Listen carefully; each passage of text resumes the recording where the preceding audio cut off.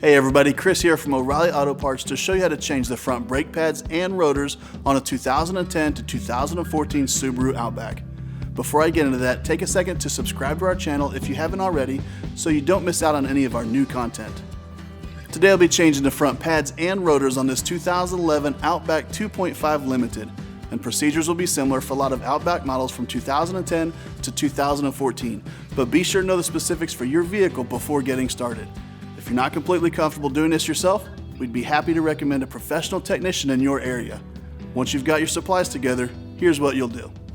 Park on a level surface and set the parking brake. Use a 19mm socket and breaker bar to loosen the lug nuts on your front wheels. Chock the rear wheels. Lift and support the front end using a jack and jack stands. Remove the lug nuts and the wheels. Turning your steering wheel away from the side where you'll be working first will give you easier access to the caliper and bolts. Use a 14mm wrench to loosen the upper caliper slide pin bolt. Space will be tight for a socket in some cases. The lower caliper slide pin bolt can be loosened with your wrench or a 14mm socket and ratchet. Remove these bolts the rest of the way by hand. Work the caliper off and use your caliper hanger to suspend it out of the way, making sure to keep the tension off the brake line.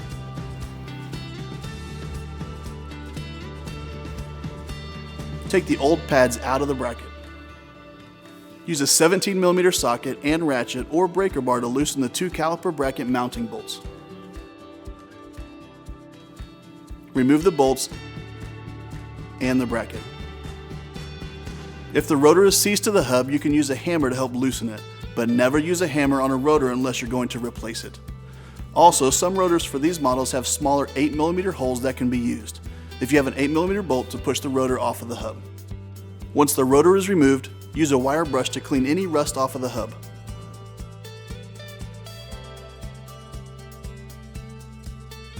Apply some 100% silicone grease to the face of the hub to make it easier to remove the rotor next time. Use brake cleaner and a rag or shop towel to wipe down the friction surface of your new rotor. Brake cleaner will strip paint, so be careful to keep it away from any painted surfaces when you spray it. Put your new rotor in place on the hub. Use one of your lug nuts to keep it in place while you work. Remove the old hardware clips from the bracket. Clean the caliper bracket with brake cleaner where the hardware clips and pads will sit, and inspect it for rust before reinstalling it. If the bracket is rusty where the pads or the brake hardware ride, it needs to be replaced. Don't use a steel brush on it. Put a small amount of silicone grease on the caliper bracket where the hardware clips will sit and install the clips. Before reinstalling your caliper mounting bracket, remove the guide pins, wipe off the old grease, and apply clean silicone grease. Reinstall the guide pins, making sure they're pushed all the way into the bracket, and check the boots to make sure that they aren't cracked or damaged.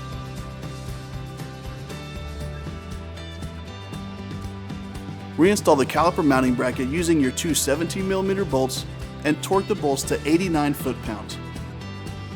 Now put a small amount of silicone grease on the back and the contact points of your new brake pads and install them in the bracket. Be careful not to get any grease on the friction surfaces of the rotor or pads, and make sure the pads are flat against the rotors. Now clean the exposed portion of your caliper piston with brake cleaner and a towel or rag. If the rubber boot is cracked or if there's brake fluid leaking, the caliper needs to be replaced.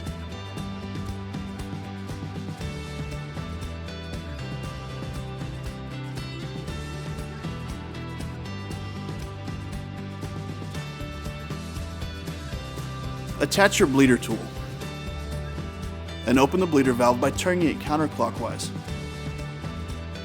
Use a caliper piston tool or C-clamp to push the piston back into the caliper, using an old pad between your caliper piston and piston tool. The caliper piston needs to be flush with the caliper housing.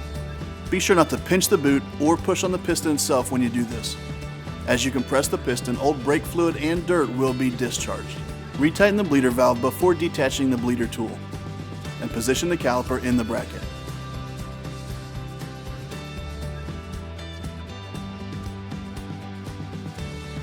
Rethread the caliper slide pin bolts by hand, then torque them to 20 foot-pounds. Be careful not to damage the pin boots. If you used a lug nut to hold the rotor in place, you can remove it now. And don't forget to remove your caliper hanger from the wheel well. Except in unusual circumstances, you should always change pads and rotors in pairs, so repeat these steps on the other side. Check the master cylinder and add brake fluid as necessary. Straighten your steering wheel back out to reinstall your wheels. And tighten the lug nuts so that the wheels are flush against the rotors. Once the vehicle is lowered, tighten the lug nuts in a star pattern to 89 foot-pounds. Once the job is complete, before you drive anywhere, be sure to pump your brake pedal several times until you feel the pressure return. It should feel the way it did before the brake job. To help break in the new components, it's a good idea to test drive your vehicle, slowing it 15 to 20 times from 50 to 30 miles per hour with moderate brake pressure, allowing the brakes to cool in between each slowdown. Try to avoid aggressive stops during this break-in process. Your brakes will probably smell after you've done this, and that's okay. If the odor persists past 500 miles or so, or if you have excessive dust on one wheel, you may have a stuck caliper. And that's it. You'll find everything that you need for this and other jobs at your local O'Reilly Auto Parts store or O'ReillyAuto.com. Our how-to videos are designed to help answer questions we get in our stores every day. If you found this one helpful, subscribe to our channel to get all the latest. We'll see you again soon.